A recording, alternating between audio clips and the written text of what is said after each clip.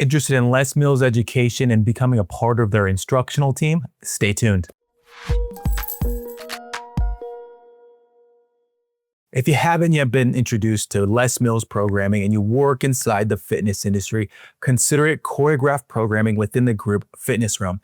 This could be cycling, different types of strength training, Pilates, core training, all in the group fitness realm that you can take as a group exercise instructor to help you elevate and get to that next level. In this episode of the KIPS Podcast, I have Sanna Rönkkö, a Les Mills presenter that's going to talk about the ins and outs of becoming a presenter for Les Mills. She's going to talk about the life of the presenter, talk about the process of becoming a part of the TAP team, and also insights on how to elevate your teaching to get there. It takes a lot of work, and she's really going to dive into those pieces. For audience members that might be on the fence about teaching group fitness, that is a concept that I talk a lot about on the KIPS channel, on the YouTube channel, and on the podcast because of its value of being inside the fitness industry. This was a piece of advice that was given to me very early on in my career. Teach group fitness. I came into the fitness industry with hopes of just doing training, being a personal trainer, growing my client list. And this individual told me very early on, teach group fitness. And when you think about it, after years of being in the industry, it makes a lot of sense. You're in front of a lot of members on a weekly basis that are there. You are building your familiarity with this audience. So if the opportunity ever comes that they want to purchase personal training, boom, you are that person they come to for either, hey, are you available for training? Or, hey, I have this friend that's a part of the gym that wants to get a little bit more. You are that person. And with different types of formats, you might be thinking, I'm afraid of public speaking. I'm afraid to be in front of people. There is a format out there for everyone. That is the tip that I give all the time. When I started teaching group exercise, it was more things that I was familiar with. I wasn't familiar with choreography yet, and I wasn't ready to take that step. So I would teach things like boot camp, circuit training with larger groups, and that helped me be able to shine with what I was comfortable with. Teaching technique, teaching cues, walking around, and being more of that instructor educator. We're going to get to the episode with Sanna in just a second, but I want to dive into that a little bit more. If you're thinking, where do I start? What types of classes should I teach? Go to the gym, look at the group fitness schedule, and think about things that you would like to take yourself that you feel like this would be a good segue into teaching group fitness. That way you can get an idea. What is this instructor teaching? What can I bring that's a little bit of a spin on it, that's different, that helps me build my own audience inside the gym? Then look at all the certifications out there. Ask fellow group exercise instructors, ask peers what they think about certifications, and go home and do research. Research. I can't say that enough. In the process of looking at different types of group exercise certifications that are specialties, there are a lot out there. Research. And then the last tip that I'm going to give you is also to ask your manager, ask what they accept. They might be looking for certain things, different programming. Let's now get to the episode with Sanna. Make sure that you drop a comment on anything that might be missed and that you want to learn more when it comes to Les Mills. We can always bring her on in the future for an episode and hopefully help you get to that next step within the fitness industry. Let's get to it. Sanna, for our listeners, can you give a brief background on yourself, how you got into the fitness industry, what you're doing now, and anything potentially coming up that you're working on? Hi, everybody. So, that's actually, I could give a very extensive answer for this question, but I try to make it a little bit shorter. So I originally come from Finland. I somehow ended up living abroad in Germany for a little while, and then in Switzerland and France and United States, and back to Switzerland and back to United States. So that's kind of my life story. And I've been fortunate enough to do fitness and Les Mills, my passion, in all those countries, in all those places. But really, I was studying languages when I realized that my passion truly is movement and fitness and anything moving. I mean, I knew that as a kid already, but thinking about profession, it felt like it can't be a real profession. I need to do something else. But I was young. I was 22 when I first did like a group fitness certification, started teaching classes while I was studying, did my personal trainer certification already. That was just freestyle. I had no clue about Les Mills that time until a few years later, Body Pump came out into the world and everything changed. Everything changed for me. And it was during the Body Pump training when somebody in our little group told me that, hey, Sanna, you should become a master trainer for Body Pump. And I thought I was shy and it was foreign language. I was the shy Scandinavian. And I was like, wow, what? No way. Well, turns out within the next couple of years, more and more Les Mills was visible in Europe, where I was based at time. And I ended up doing a bunch of the Les Mills certifications. And I was then actually approached if I would have interest to become a master trainer. Now, we have to remember that that was 21 years ago. That was 21 years ago. And things looked a little bit different. Les Mills was very small. There were very few people were good at it. And there were people needed. It wasn't like now so many people want to do it. So I wouldn't say it was easy, but I was approached first, and then I started to really think about it. Like, if several people are talking about me, I should do that, then maybe I should. And turns out some years later, with more teaching experience and presenting, I was chosen and started my journey as a Les Mills master trainer and presenter. Awesome. And for our listeners, to give some background to this episode, you and I met roughly 2.5 months ago, I want to say 2.5, maybe 3 months ago on a training for Les Mills. I myself was looking at different cycling certifications and I wanted to learn about Les Mills. I wanted to dive into what they have to offer. And ever since I did that online training with you, I felt this, oh my goodness, I got all these questions just coming out of my head about becoming a master trainer. And I'm sure that other people out there, listeners, will want to know, because becoming a master trainer, it's kind of that next step for a group fitness instructor. If you get into group fitness, you're kind of like, okay, where do I go from here? Is it just a personal training? Here's a whole nother side of a way to give back to, or a way to educate future trainers and become a master trainer for any certification.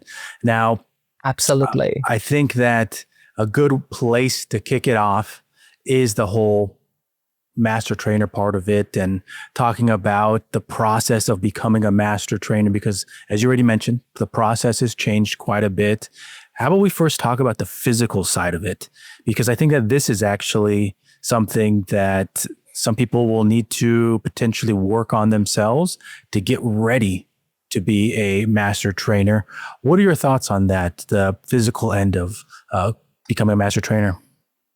I love that question, because one of my favorite things to say in a training for future instructors or instructors in a new format, which is physically different, is I love to say that really work on your fitness. So that is the one thing you don't need to worry about when you're teaching. Yeah. Like, we all remember like teaching something for the first time and being a little nervous and getting breathless much easier.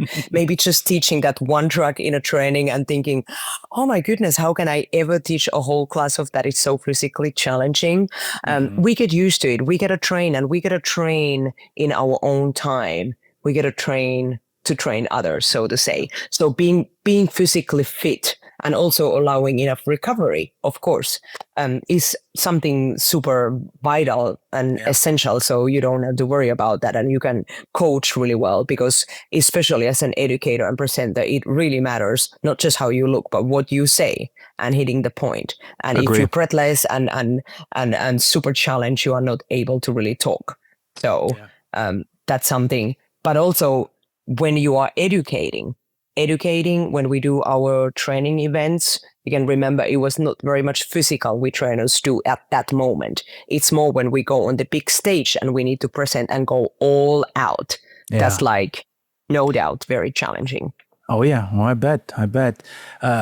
Another question to kind of follow up on the process, and this is something you and I were talking about before we hit record here. You were asking your audience about questions they might have, and one of the ones that was technically on the questions that I had prepared for this was about how to get to that stage. And if you know somebody, and this doesn't have to necessarily be Les Mills, but if you feel like, oh, I'm a group fitness instructor now, and I want to, this is a format that I'm really passionate about. I've been taking it for a year already. I'd love to be a master trainer for this company. Maybe you're going to go to another training. Should you make that known to the instructor? Hey, if there's any insight later on, can you give me some advice? Would you recommend that? So the thing is that, and that really is such a popular question about how could I, and many people show us trainers, they interest right away at the initial training, which is absolutely fine. So some people are rather more introverted, keep it a little secret inside them, and some let us know like right away. But remember the initial training, how busy it was. Yeah. It is about building the basic skills and making sure we finish on time with the content and questions and everything we have. So it is not the time to really talk about how and what to do. We can take little moments, especially in an in-person training. There might be little breaks where we can chat and talk a little bit more. And as much as we want to help and give advice, there is not plenty of time for that in the training, but it's good to get that known. It's good to put that out there, but at that moment it probably doesn't hugely help. So nobody needs to think about, oh my God, if I don't do as many trainings as possible and meet as many trainers as possible, that I can't make it happen. So at Les Mills, we really value and stand behind equal opportunities. So once an instructor is certified, they will all get emails or social media posts. So it's good to follow Les Mills social media, because there will be posts about when openings are or when auditions are happening. Oh, wow. Like becoming part of the TAP team, trainer, assessor, presenter. That's what the TAP team stands for at Les Mills. I saw somebody post that. Yeah, exactly. Because trainer, assessor, presenter are 3 different roles. You can be one of them, 2 of them, or 3 of them, or none of them. But so we have it will be public. It will be publicly announced when there are auditions in a certain place of the United States, and there are so many hundreds of instructors who want to become part of the team. So they are willing to. And if you are a listener wanting to do that, then you should be willing to travel somewhere and get into the audition, get seen and having an opportunity to show your skills when it comes to teaching a class, like presenting a track, and also prepared, if you want to become a trainer, prepared to present part of an education material. Piece of education, so to say. So there are different skills that we are looking at, or our leadership is looking at, and we trainers being part of the process. So it is a complex, big process. So I wouldn't be able to have you come in class and I would tell you, you are great, you're doing this and this great, and you're going to be part of the team. No, it will be like an equal opportunity to everyone, and all those different aspects are looked at and then made tough decisions. So if somebody wants to do that job, it takes a lot of effort. Yeah. But I'm glad that you phrased it with the different breakdowns of it. Just the comment that I read, I believe it was on your Facebook. Somebody wanted to know how to join the TAP team, and breaking it down for other listeners that potentially are new to Les Mills or that they're wondering. And the preparation for it now, I'm sure that there's a lot of nerves that go into it, and making sure that you are mastering certain sections of it. Are there any other pieces that you would recommend, things to go back on, any basics, fundamentals that you would recommend? So what I need to say very first, like to even begin the process of wanting to be a TAP team member, is to do the feedback videos, what we call the grade review. So now for example, you, Taylor, when you got your RPM certification, you got the development form. Your development form is stating the elements, the 5 key elements that we look at, giving feedback to all of them. And then you got a level of the certification. So not just passing or having to submit a new video, but you have a level of the certification, anything between 1 and 10. So you are able to, every certified instructor is able to do a grade review, like a shorter version, just a couple of tracks, not necessarily a full class. Grade review, submit via our Les Mills system, our Les Mills Connect, where every instructor has their own login. You can submit and pay a little fee for a grade review, and you will not lose your level. You will not lose your level, but you can increase your level. But not even just that. A certain level is required to be part of the TAP team, between 6 and 7, depending on the role. But you can do the grade review as many times as you want to. And this is what we really want to emphasize as trainers and from Les Mills, that do that. You might think, okay, I did my video, I'm certified, I get great feedback from my people, but are those people really leadership or audience of, like, somebody who can tell you, really, do you really own this key element, or are you really safe and efficient and you are fun and you are effective and all that stuff? So doing the grade review is such a tool. We all learn every time somebody gives us feedback. We know how it is. There are things that we didn't realize, or things that we are already mastering, but we can really build from that strength. Or then things that we need to just elevate. It doesn't feel natural to us, but we need to just learn skills and elevate our skills to be able to cater to as many personalities and fitness levels and everything. Yeah, so I say grade review. Absolutely. That's good insight. And that's something that you and I were talking about before with the assessment process with Les Mills. I have a high respect for that whole process. To me, I understood it. They want to make sure that this individual taking this course, this certification, is prepared at the end, that they can go out and teach right away. Once they have that passing grade, yeah, great. Go out, represent our brand. But at the other side, let's play the other side of it now, that some instructors might not get that. They might not fully understand what the outcome of this assessment is. How can you phrase that to somebody that's potentially in those shoes, that they might be thinking, oh, no, got to do an assessment. I have to go through this. They're just not mentally there. What advice can you give for somebody that's in that spot there?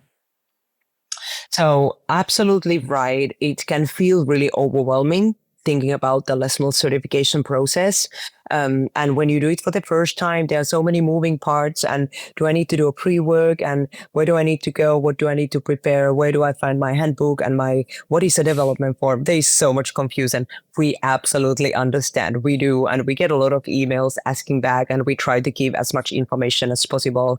And there is also the Q&A on the Les Mills website, lesmills.com, like about becoming an instructor and what are the questions about certification and so on. So a lot of people have the same questions. So nobody should feel like, oh my God, I'm the only one who doesn't understand this. So the Q&A is a great way to go and read questions and answers. And that might clarify everything. Otherwise, when somebody is entering a training, there will be a training email. Always good idea, really, like go back to your training email from Les Mills, because it really states everything, and the links where you can go log into the Les Mills Connect, your own login, go and you'll find the next step. So Les Mills has streamlined the process digitally. It is, of course, glitches happen anywhere, but usually like everything runs really smoothly, just following the system and being patient in reading emails. I would say be patient in reading emails. We give our best. Les Mills is doing their best to try to make everything as clear as possible, but you gotta kind of have a cup of coffee and read and focus. But it isn't as bad as it sounds. And truthfully, like we talked earlier, once you get certified, it really means something because you had to put in the work. Yeah. I mean, we may all have attended trainings where we just get that certification at the end, no matter if we spent all 8 hours on our phone. we still get a certification just because we were there. So not with Les Mills, not with us. We really mean it. We want to be the best in the business and make sure we truly change in the world. A quick break in this video. If you are needing CEUs, make sure that you head to the link that's in the description where you can find all our online courses that have pre-approvals with NASM, ISSA, ACE, AFA, NCSF, and with Nesta. We of course offer free content on our YouTube channel, but if you're needing professional ed, with some of them even having the full amount to recertify, make sure you head to that link. And now let's get back to the video. I agree, and I see it. I'm gonna mix up our podcast episode here with a couple quick hits. So I'm gonna read some statements to you, and you're going to give me your initial reaction based off of your experiences and with being a master instructor and teaching classes and your time in the industry. Okay. So initial reactions with these. First one, at the bare minimum, instructors need to master choreography. Well, that is the very, very foundation of any Les Mills program. You can't get great at technique or coaching or performance or connecting if you don't know that. But it's not enough to get certified. Dig it. Next one. Master trainers should elevate their professional appearance once status is granted. I know this might be a controversial one. I would say already before. No, it's some of us are very highly active in social media. Some are not. It depends a little bit what market you are at, what kind of region you live, how much connections do you make on a daily pace? Is it mostly really social media dependent, or are you in an area just really busy like me in Orange County, tons of gyms and people, but still, I mean, we know that social media is bigger and bigger, and in every business we kind of need at least the bare minimum in that presence. I would say that kind of expanding to like the whole niche of it. If you are on social media and you are marketing to a niche, and your niche might be looking for a certain appearance, and that can go from the whole wide spectrum of the fitness industry. I know I had somebody on the podcast about 3-4 months ago. It was one of my professors from college, and she was talking about how if she was in the active aging community, she wouldn't want a bodybuilder type or a really buff trainer that with all the muscles bulking out, because she would be worried. And I bring that up because your niche and what you're trying to attract, that is very important in 2025. If you are trying to grow your business, your audience might be looking for a certain thing. And so social media is not going away. It's going to be here for a long time. And how you are growing on those platforms is very important to think about. I know we're talking about master instructor and becoming one and different components of that, but hopefully you get that little piece of it. If you are a group fitness instructor in that space thinking, do I need to do more on social media? Yeah, probably if you're thinking. And for everyone, it's not even like how much or how little. There's also a lot of great fitness personalities that I might feel that post almost too much. Like I just scroll through, it's like too much information. Well, that's a whole another topic that we also talk in our TAP team. Like some people, talented people in our TAP team actually give us little educational pieces and workshops about how to create social media content, just to make sure it's not overwhelming. Mm-hmm. It's clear, it has a purpose. And we got to remember in this role that as much as people follow us and want to know about that and know about us, we are interested in you. Yeah. If everything is built on I am interested, we're going to lose the real connection and the audience. We got to remember what is interesting and important for them, but also what is helping them to feel connected and engage with us. So I think the content is very important and not just how much. Purposeful. Let me read the last one, and then I thought of another question to come back to. Last quick hit here. Master trainers should become accustomed to failing a student during a training. So very firstly, let's take out the word failing.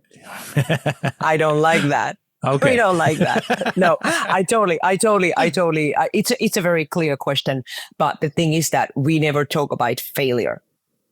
So we want to say in a training, it would be pass or pass pending. There's no such thing as failure. So as it is human nature, if it's not a pass right away, we feel bad and we feel down. We feel like we didn't do our best. We are not enough.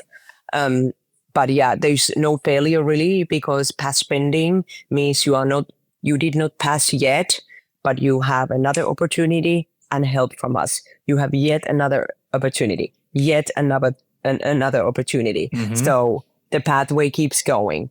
But I totally understand the intention of your question. So we can't give everyone a pass. And it does feel hard, but we need to be totally behind our quality standards.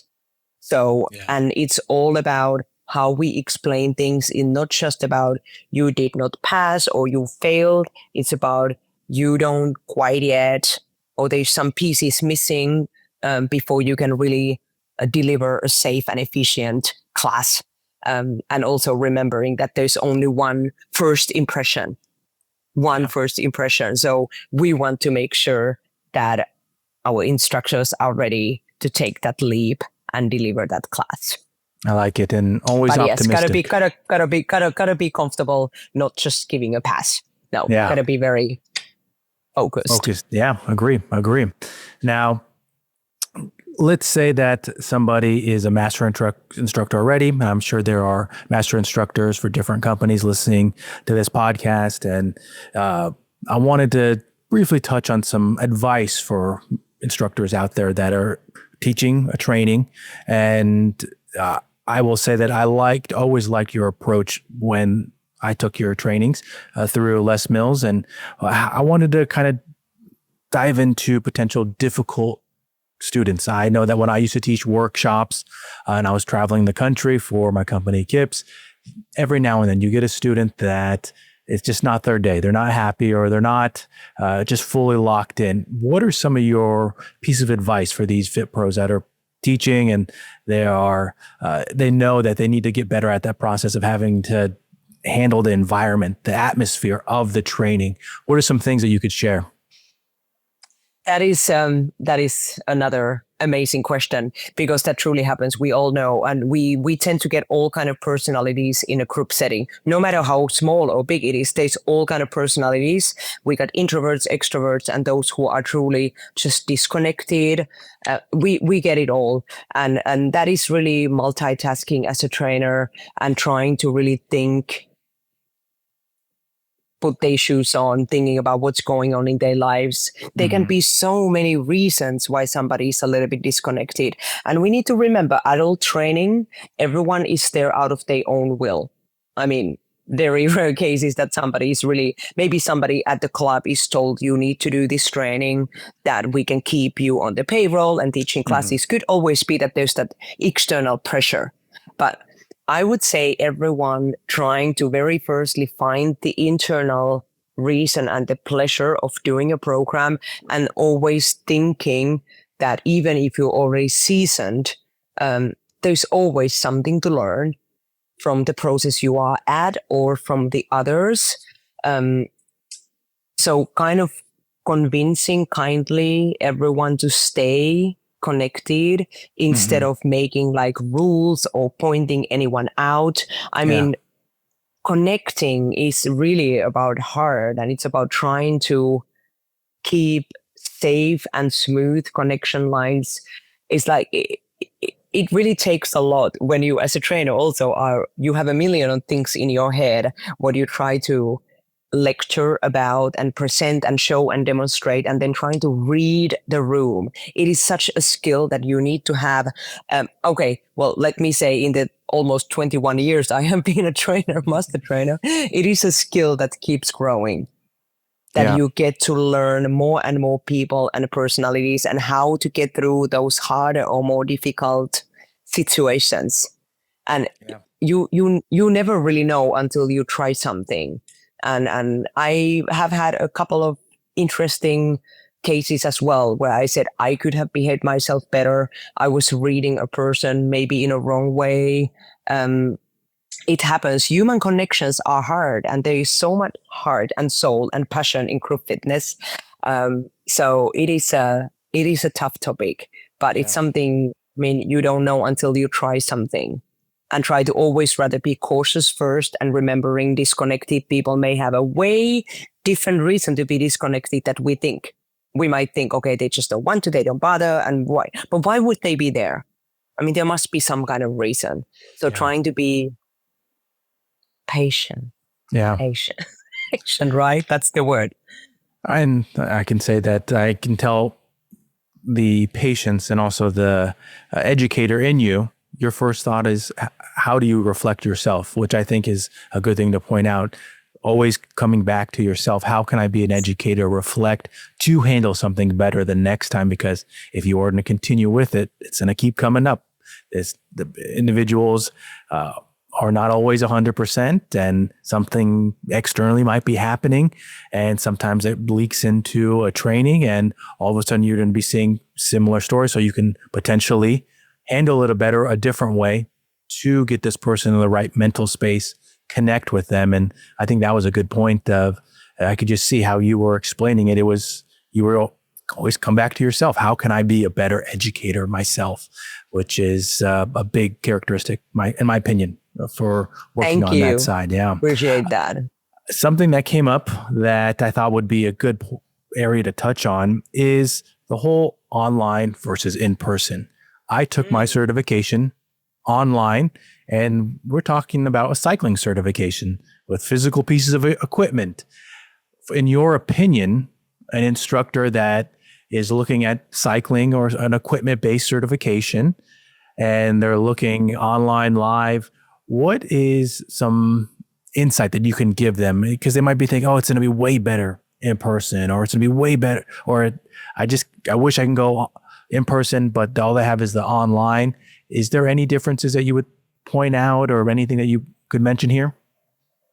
I mean, both cases are amazing. We started, of course, during COVID, that when everything online started, and we kept fine-tuning, all Les Mills kept fine-tuning our slideshows and the training content and everything, and adding the pre-work part into it. So our online modules, you can probably say, are very, very, very educational. I mean, there's nothing you feel like you're really lacking, other than if you're a very connected person, like really wanting to be hands-on, then you really should get on your hands-on training and go in-person training. So it's very much a personal preference.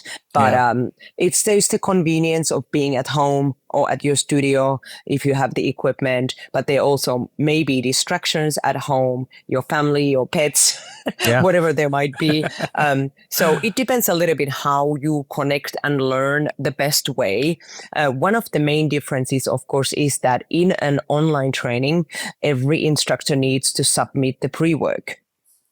And personally, as a trainer, even if that takes quite a bit extra time before the training weekend to look at all the videos and write feedback, it is such a valuable tool. So Taylor, when you came into the RPM training, when we first met online, I mean, I already knew you a little bit. I had seen your video. I kind of get to see a little bit each and everyone's personality, and not only like what you bring to the plate in teaching RPM, or any program. So I get to keep a little piece of advice already before the training weekend. So you probably felt a little bit better coming in the training weekend, knowing what we're actually looking at and what you should be focusing at. So that is a huge plus. Whereas very often in an in-person training, somebody might not have done any pre-work. It's still required reading and self-assessing. But many people still come into the training weekend with not very much clue. And that's what I said. Somebody might, like, piggybacking to earlier, like if somebody feels disconnected or somehow lost, it might be because they didn't realize, oh, I really should have done the pre-work to profit from this or know what I'm doing. And now I'm embarrassed. I need to practice my track with you. And I don't know my track because I didn't realize I should better learn it before. So there are a lot of those aha moments. Not said that could not ever happen with online, but But so both cases are fantastic. So many times it's just a rare training. You don't have anything in your area. So you want to snap an online training. Yeah. So either way, it's a good choice. I agree. I think that the convenience factor is a big piece, but I think for either one, if you're looking at a live or an online, how much you put into it, it could be going both ways. If you think like, oh, I'm going to get way more going to a live training, and you show up just really dull, not really engaged, not really participating, you're not going to get that much from it regardless. But if you show up present, and I'm saying this for both live and online, present, ready to learn as much as you can, you're going to get as much as you put in. And I think that goes across the board. Absolutely. Nailed it. Well, I think that expanding on this a little bit more and going a little more in depth with the assessment portion of it, I think that is something to really dive into with Les Mills or instructor trainings in general. You and I were talking about the assessment parts of it and the tough aspects of having to train for a certification. And I think that part of it, when you're representing a brand, is so important, so that you know that you are ready for that first class that you're teaching. From your perspective as the instructor now, you're teaching the training, you're putting everything you can into it. Are there anything that you do afterwards to keep people engaged or to get them into your community, to hopefully, follow them at all and to grow your audience? Yeah, so absolutely. I always share my social media, my Facebook, my Instagram, and some people are very active on social media and some are less. So it depends. There's no must, but I love it when I get those messages that I passed or I'm tagged in a post that somebody got certified. I absolutely love that and celebrate that. And of course, so it's not a must at all to stay active, but I mean, staying in touch is beautiful. And when you do a lot of online trainings these days, and then there's a live event and you actually feel the love of, actually being able to really hug. I'm a hugger. Not everyone loves to hug. My mom taught me hugging. So I love to hug. So when you get to actually meet people in person, like we did. So that's a wonderful moment. So if you stay in touch and then you remember years later, oh my God, we never met in person and now we do. So, but yeah, that connection is absolutely something that everyone can decide. But it's a beautiful thing. And there is, of course, a Les Mills US official Facebook page as well. So all the instructors, and it's actually quite active. So there's a lot of talk about releases, what people like or don't like, or sharing tips for finding this and this kind of track and what is the best music. A lot of opinion. A lot of that is opinion based. Absolutely, of course. And sometimes it might get a little wild there. So I think there's somebody cleaning up in the background. We want to be a happy family. Okay. Like equality, respect and love. But yeah, it is interesting to see. I mean, everyone is free. Yeah, absolutely. Yeah. Like anything. Okay, so we're going to get to the podcast takeaways here, and this is a question that I always love adjusting for the guests on the episode, and to give some insight into where I got this question. Years ago, I was watching a documentary on Amazon Prime. It was called Iron Cowboy, who did 50 different Ironman distances in 50 different states. And he was asked on Twitter, now X, what are 3 myths about Ironman training? So I'm going to adjust it for our podcast episode here. So Sanna, what are 3 myths about working as a master trainer? I was really thinking about those points and thinking from the past what I thought and what I still feel that many people think. Yeah. And these may not be in the order of importance, but very typically, my question to somebody who is saying like, I want to be part of the TAP team is like, really, do you think it's about you? Mm-hmm. It's like, I'm great, I'm present, people love me. There must be some kind, I mean, most people say there must be some kind of it factor for each person, like a personality, but it's not a necessity. We have a lot of introverts, a lot of people not super active on social media, quiet people who are absolutely amazing educators. So because what really matters, it's about them. We are there. How do we engage with people and keep them feeling important? How we are profiting them?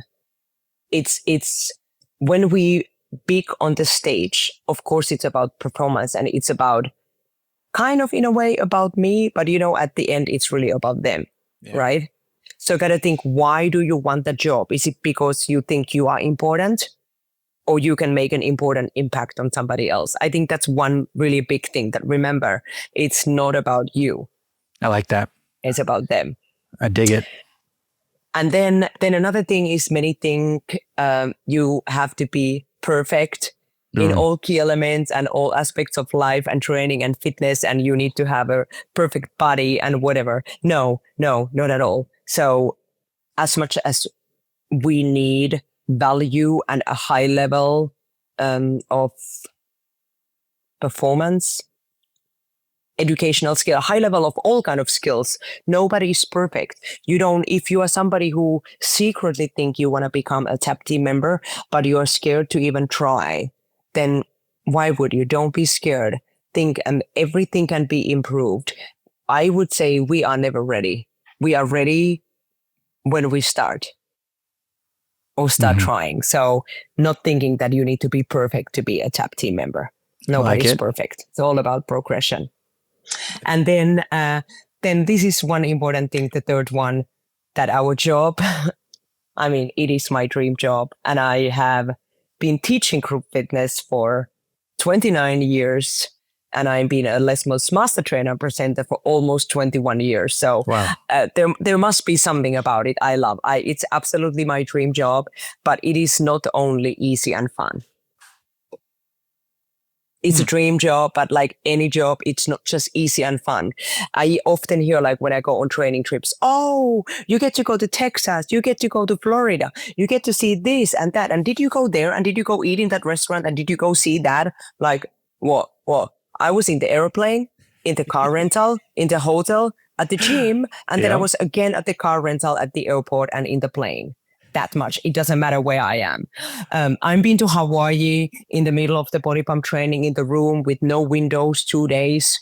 Do you think that I think, where am I in a cool place in Hawaii right now? So, and very often our workshops, we deliver those half-day workshops, which are amazing masterclasses, education, feedback sessions. So that half a day might require a full day of traveling and preparation and lack of sleep and lack of your own routine, your workouts and everything. So it all takes a lot of preparation. So whatever we deliver, the preparation behind the scenes, it's the more new you are to the job, the more it is. And it can be overwhelming to some people. So having to understand that, yes, it is fun. It truly is fun and amazing, but only if you are really well prepared. Like owning your choreography with RPM, you have to have the foundation. You need to put in a lot of work to stand in front of the people for that 45 minutes of the class. Oh yeah. So, dream job, but it takes a lot.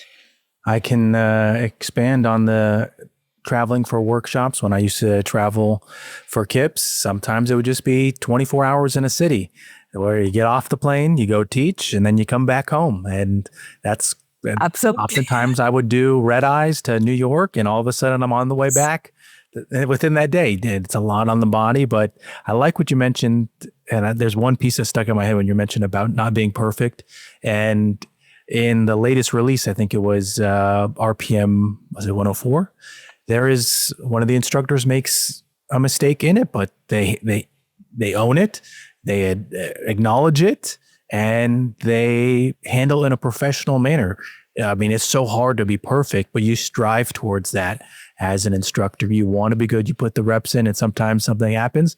How you handle it, that's what I always mention to instructors that film online. How you handle it is the most important thing. If you just totally let it defeat you, it's not the way to go. So I like that you mentioned that one before we sign off on right here, can you throw out your social media handles, any upcoming events that you have?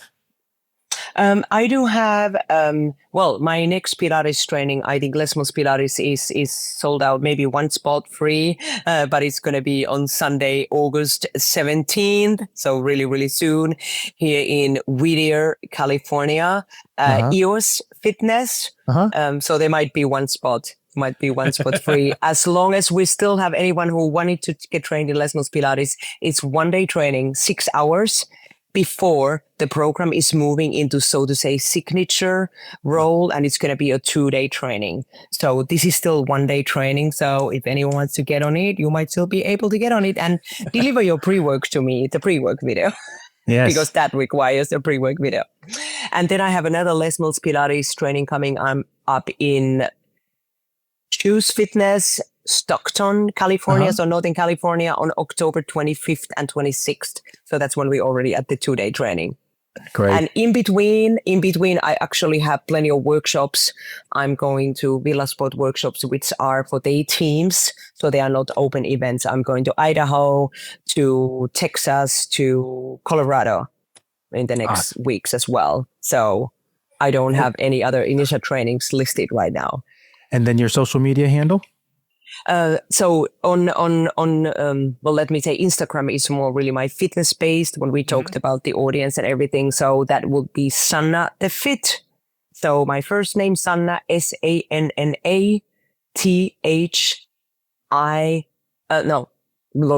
take it again. Sanna the Fit, SANNA THEFIT at hotmail.com. That's my email. Great. And we will have that. that information in the description for our listeners. If you have any questions about any upcoming trainings or anything that was mentioned in this podcast episode, thank you so much for coming on. This episode flew by, and I knew it would. In the preparation for is one I've been looking for. So thank you so much, Sanna, for coming on and talking about my pleasure. Instructor trainings. Pleasure.